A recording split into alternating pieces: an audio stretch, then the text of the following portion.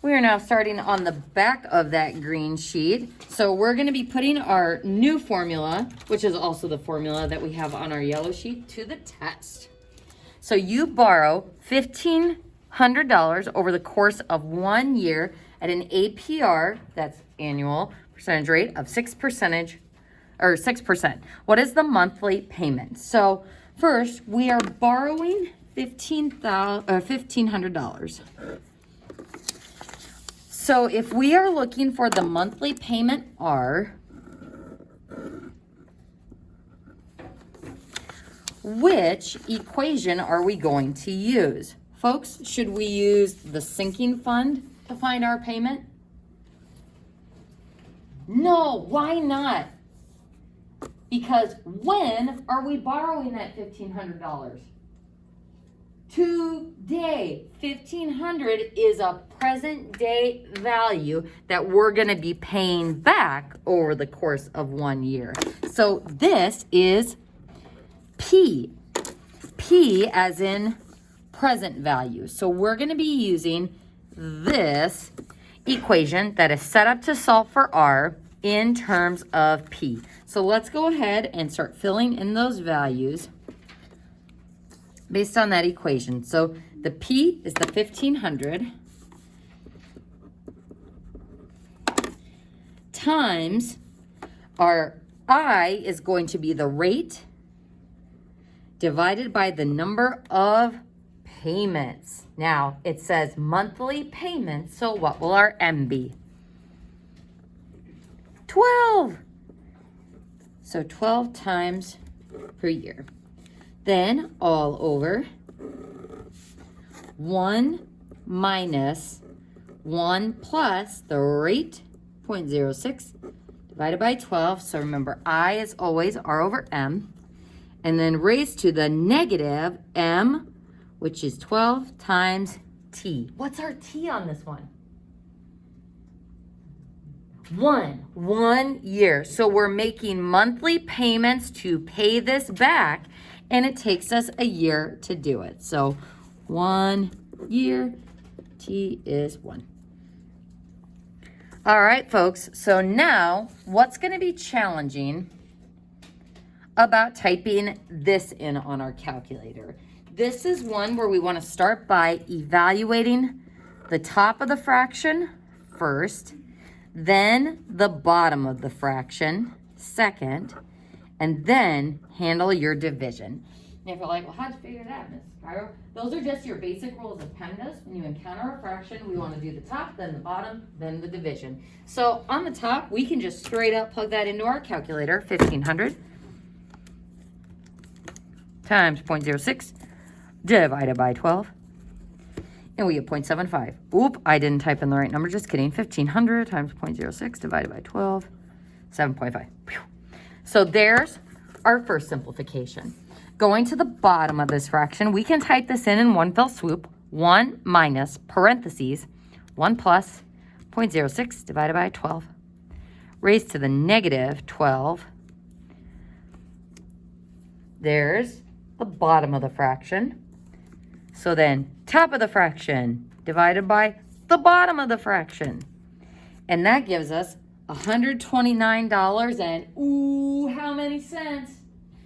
10 cents. You guys are awesome. So R is $129.10.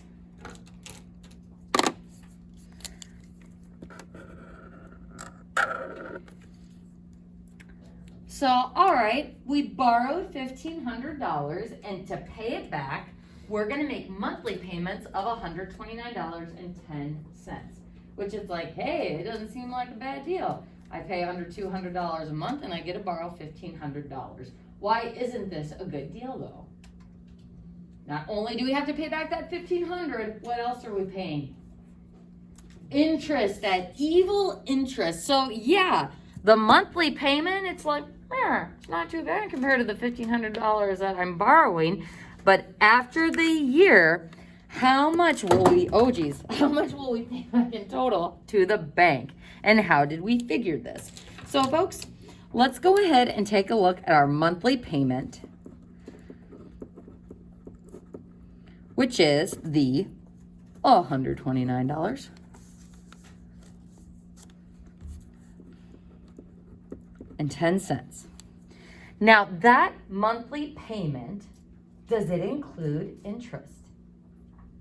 Yes. And how do we know that? Well, we use the interest in our formula to calculate the regular payments. So our monthly payments includes interest plus paying off the principal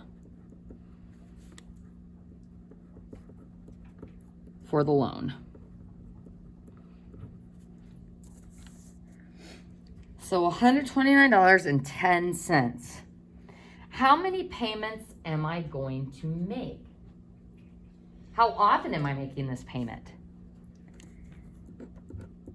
12 times per year. So 12 times per year, and then times 1 year.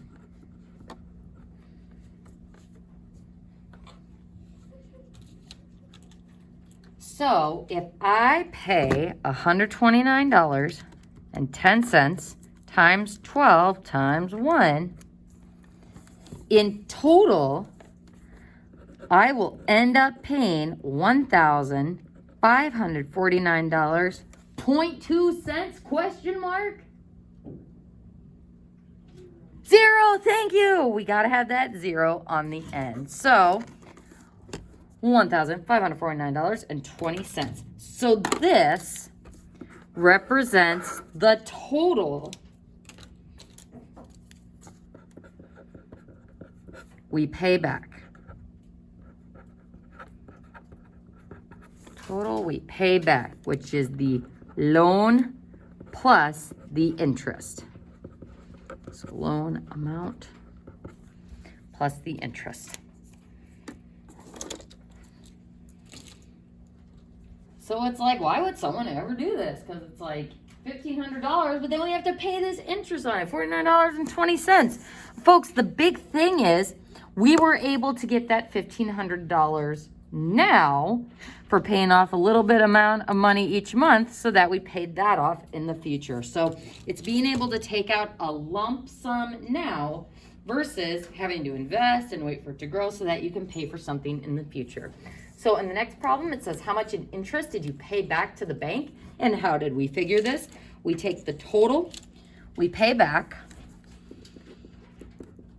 So total paid back, which is the $1,549.20 minus the loan amount, the principal, and that is equal to $49.20 of just interest. And that's how banks and loaners make money off of this, because they get paid back what they lent out, and they're also making money on what they lend out. So $49.20 in interest. Does the amount of interest seem reasonable given the APR that we started with, at 6%? Yep, seems reasonable. So what are some factors that are going to affect your monthly payment? So what factors affect our monthly payment? Well, the loan amount is going to be one of them, the P. So P, the loan amount. What else? The R, or the rate. Time it takes to pay off the loan.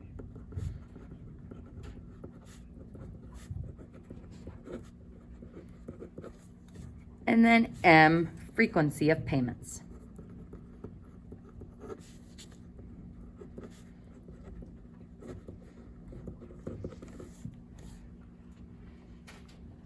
So that gives us this lovely introduction to our loans. Any questions so far? So, folks, what I would like you to do is save this, but as a reminder, up at the top, you have a quiz tomorrow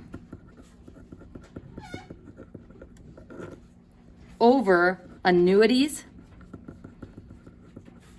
and sinking funds.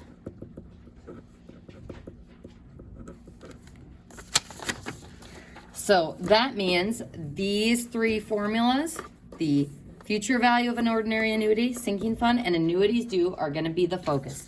Now, something you all need to know is that annuities due payment at the beginning of each time period versus ordinary annuity payment at the end. So these two formulas are both set up to solve for S, so they are different in knowing which one to use in the context of the problem. So just like seeing the word compound means you do compound interest instead of simple interest, payment at the beginning, annuities due, payment at the end, ordinary annuity.